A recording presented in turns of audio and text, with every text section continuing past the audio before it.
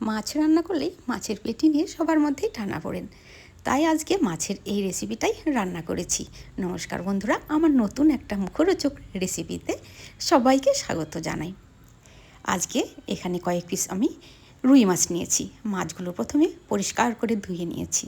এবার কড়াইয়ে লবণ, হলুদ আর জল দিয়েছি।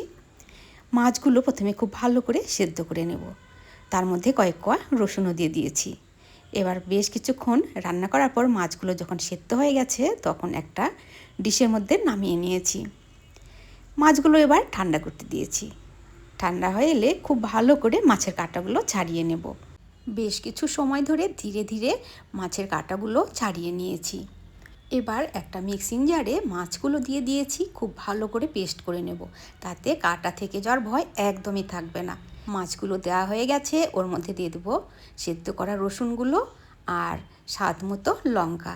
লঙ্কাটা অবশ্যই নিজেদের পছন্দ মতো দিতে হবে। আর দিয়েছি একটুখানি লবণ আর জিরে গুঁড়ো। সবগুলো খুব ভালো করে পেস্ট করে নিয়েছি। এবার যে আলুগুলো নিয়েছি খোসাগুলো খুব ভালো করে ছাড়িয়ে নেব আর আলুগুলোকে এবার ম্যাশ করে নেব। ওই আলুগুলোর মধ্যে দিয়ে দেব পেস্ট করে নেওয়া মাছগুলো। এবার চামচের সাহায্যে মিক্সিং জার থেকে মাছগুলো ডিশের মধ্যে দিয়ে দিয়েছি। এবার দিয়ে দেব পরিমাণ মতো বেসন আর কর্নফ্লাওয়ার। জিরের গুঁড়ো আগে দিয়ে দিয়েছি আর লবণও দিয়ে দিয়েছি, তাই এখন আর কিছু দেওয়ার প্রয়োজন নেই। শুধু চাইলে লঙ্কার গুঁড়ো একটুখানি দেওয়া যায়, তবে নিজেদের স্বাদ মতো। একটা বাটিতে সর্ষের তেল নিয়েছি। যতবার কোপ্তাগুলো বানিয়ে নেব ততবার হাতে একটু করে তেল মেখে নেব। তাহলে কোপ্তার শেপগুলো কাটা খুব মসৃণ হবে আর দেখতেও বেশ ভালো লাগবে। সব লেচিগুলো লম্বা লম্বা সাইজে মানে ল্যাংচার মতো বানিয়ে নিয়েছি। মাছ রান্না করলেও অনেক সময় খেতে ইচ্ছে করে না, সেই মাছগুলো খুব ভালো করে কাটা ছাড়িয়ে নিয়ে এই রেসিপিতে কোপ্তা বানিয়ে সস দিয়ে খেতেও বেশ ভালো লাগে। তেলটাও গরম হয়ে গেছে।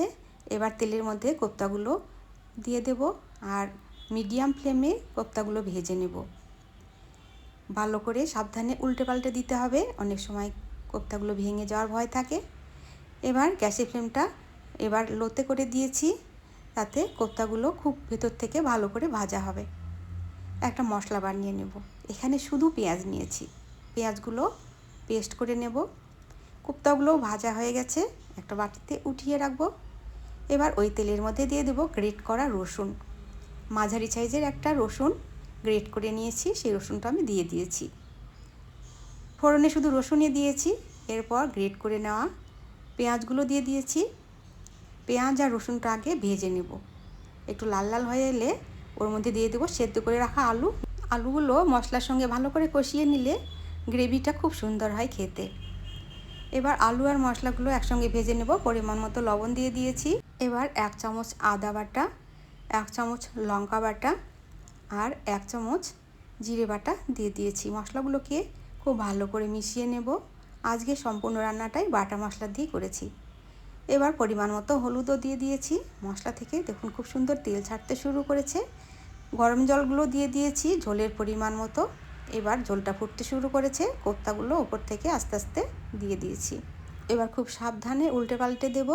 তারপর ওর মধ্যে দিয়ে দেব ধনেপাতা কুচি, গরম মশলা গুঁড়ো আর একটু ঘি। তারপর নামিয়ে নিয়েছি দুপুরে গরম ভাতের সঙ্গে পরিবেশন করার জন্য। তো এই ছিল আজকে আমার মাছের কোপ্তা রেসিপি। আপনাদের কেমন লাগলো অবশ্যই জানাবেন। কিভাবে রান্না করলে আরও টেস্টি হবে অবশ্যই কমেন্টের মাধ্যমে জানাতে একদমই ভুলবেন না। আজকের মতো এখানেই শেষ করছি। আবার দেখা হবে পরের একটা ভিডিওতে। ধন্যবাদ।